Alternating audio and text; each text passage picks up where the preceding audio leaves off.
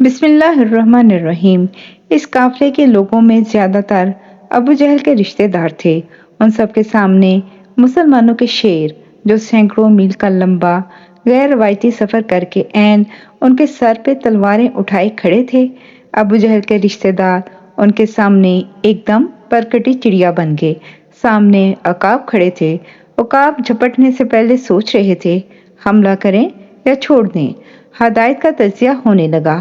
حکم تو نظر رکھنے اور خبر لانے کا تھا، مگر نظر ہٹائی تو یہ بھاگ جائیں گے۔ آگے حرم کعبہ کی حدود شروع ہو جاتی ہے، وہاں تو ان کا کچھ نہیں کر سکیں گے۔ یہ ڈھلتا دن شاید احترام والے مہینے رجب کا آخری دن ہو۔ کیا کریں؟ عقاب سوچ رہے تھے۔ گدھ کان لپیٹے سہمے ہوئے تھے۔ ان کا خون مرنے سے پہلے ہی شاید جمنا شروع ہو گیا تھا اور پوری وادی نخلا خشک میوہ جات کی پر اشتہا خوشبو سے سانس لے رہی تھی۔ آقا صلی اللہ علیہ وآلہ وسلم سے فوری حکم لیا نہیں جا سکتا۔ کہنے کو کیا جانے والا فیصلہ امیر مشن کا ہونا تھا۔ بہت دیر تک ان سب میں مشاورت ہوتی رہی۔ امیر مشن نے یاد دلایا اپنے ساتھیوں کو، قرآن میں سورۃ حج میں جنگ کی اجازت مل چکی ہے۔ سب ایک فیصلے پہ پہنچ گئے۔ واقد بن عبداللہ سہمی نے اپنی کمان میں تیر چلایا، کھینچا، نشانہ لیا اور چھوڑ دیا۔ قافلے کے سردار عمرو بن حضرمی تیر لگنے سے گرا اور مر گیا۔ اس کے ساتھیوں میں بھگدڑ مچ گئی۔ میوہ جات کے اونٹ چھوڑ وہ اپنے سارے کجاوے گرا کے بھاگ گئے۔ 2 پکڑے گئے، قیدی بنا لیے گئے۔ ان میں ایک عثمان بن عبداللہ تھا، دوسرا حکیم بن کسان۔ یہ مسلمانوں کا دستہ دونوں قیدیوں اور خشک میوہ جات کی بوریاں اونٹوں پہ لدی لدائی بغیر کوئی بوری کھولے اسی طرح سر بمہر بوریاں لے آئے۔ آقا صلی اللہ علیہ وآلہ وسلم کی خدمت میں حاضر ہوئے۔ آقا صلی اللہ علیہ وآلہ وسلم کے چہرے پہ سنجیدگی اور خشونت تھی۔ فرمایا، میں نے تمہیں لڑنے کے لیے نہیں کہا تھا۔ آقا صلی اللہ علیہ وآلہ وسلم کی ناپسندیدگی واضح تھی۔ اصحاب سریہ جو فتح کی خوشی سے لبریز اتنے لمبے سفر کے بعد گھر لوٹے تھے، ان کے ہاتھ کے طوطے اڑ گئے، اوسان فتح ہو گئے۔ ان کے لیے تو آقا صلی اللہ علیہ وآلہ وسلم کی خوشنودی ہی دنیا اور آخرت کا واحد سہارا تھا۔ وہ خوف سے کانپنے لگے، سمجھے کہ برباد ہو گئے۔ ان کے ساتھیوں نے بھی ملامت شروع کر دی۔ مال غنیمت میں لائے خشک میوہ جات کی بوریاں بند کی بند رہیں۔ مسلمان بھوکے اور مفلوق الحال تھے۔ انہیں وہ پر اشتہا خوشبو بھی چھریوں کی طرح چبھنے لگی۔ ادھر مکہ والوں نے واویلا مچا دیا۔ ان کے شاعروں نے غلیظ تک بندیاں کی، لوگوں کو بہکایا۔ دیکھو، ان بے دینوں نے حرم حدود کے کنارے پہ احترام کے مہینے میں قتل کر ڈالا، قافلہ لوٹ لیا، بدلہ لازم ہوگا، تیاری کرو۔ ابو جہل کی آواز سب میں اونچی تھی۔ ادھر مسلمان خاموش، اداس پیشما۔ آخر آسمان سے حکم اترا، وحی آئی۔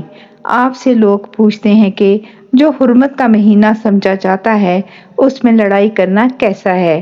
آپ کہہ دیجئے، اس میں لڑائی کرنا بہت بری بات ہے، مگر اللہ کے رستے میں روکنا اور اس کا انکار کرنا اور مسجد حرام کی راہ بند کر دینا، نیز حرم کے رہنے والوں کو وہاں سے نکال دینا، اللہ کے نزدیک اس سے بھی بڑی برائی ہے اور فتنہ قتل سے بھی بڑھ کر ہے۔ سورۃ بقرہ۔ اللہ نے ان کو بری کر دیا۔ یہی نہیں، اللہ نے ان کی فوقیت دل کھول کے کہہ دی۔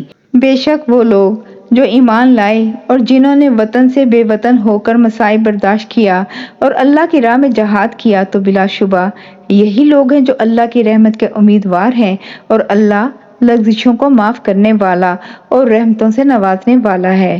سورۃ بقرہ۔ وہ سب سرخرو ہو گئے۔ دونوں قیدیوں کو لینے فدیہ لے کر مکہ والے پہنچ گئے۔ 3 اوقیہ سونا یعنی 480 درہم ہر ایک کے۔ دونوں کے لیے فدیہ ادا ہو گیا۔ عبداللہ بن مغیرہ ہاتھ جھاڑ کے اٹھ کے چل پڑا۔ دوسرا قیدی 4 دن مسجد نبوی میں مسلمانوں کی پاکیزہ دلی دیکھ کے اور آقا صلی اللہ علیہ وآلہ وسلم کے حسن اخلاق کے ہاتھوں عجب طرح لٹ گیا۔ جب مکہ سے آئے اس کے اقربا اس کا فدیہ ادا کر کے اس کا ہاتھ پکڑنے لگے تو وہ دھاڑے مار مار کے رونے لگا۔ آقا صلی اللہ علیہ وآلہ وسلم کے حضور ہاتھ جوڑ کے بولا، مجھے نہ بھیجیں، اپنا غلام، اپنا قیدی بنائے رکھیں۔ میری روح اور میرے جسم کے روئیں روئیں سے ایک ہی پکار آ رہی ہے، لا الہ الا اللہ محمد رسول اللہ، میں آپ کا غلام ہوں، آقا صلی اللہ علیہ وسلم مجھے نہ ٹھکرائیں۔ آقا صلی اللہ علیہ وسلم تو اپناتے ہی ٹھکرائے ہوئے کو ہیں، اس کا فدیہ واپس کر دیا گیا۔ وہ وادی نخلا سے آیا ہوا سب سے خوشبودار میوہ تھا، جس کی آقا صلی اللہ علیہ وسلم سے وفاداری زندگی بھر کے سارے نعتوں کو توڑ کر اپنی بستی سے دور قیدی بن کے آنے اور عین رہائی کے وقت آقا صلی اللہ علیہ وسلم کی غلامی اختیار کرنے کی وجہ سے آج تک علامت حیرت اور آقا صلی اللہ علیہ وسلم سے عشق کی انمٹ مثال ہے۔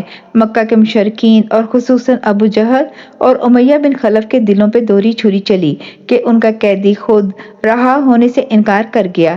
شاید اسی دن سے انہوں نے ایک فیصلہ کن جنگ کی تیاری تیز کر دی، جو 2 مہینے دور کھڑی میدان بدر میں ان کی غیر مہذب ظالم روحوں کو ڈھانپے ان کے بدن مانگ رہی تھی۔ جاری ہے۔ جزاک اللہ خیر۔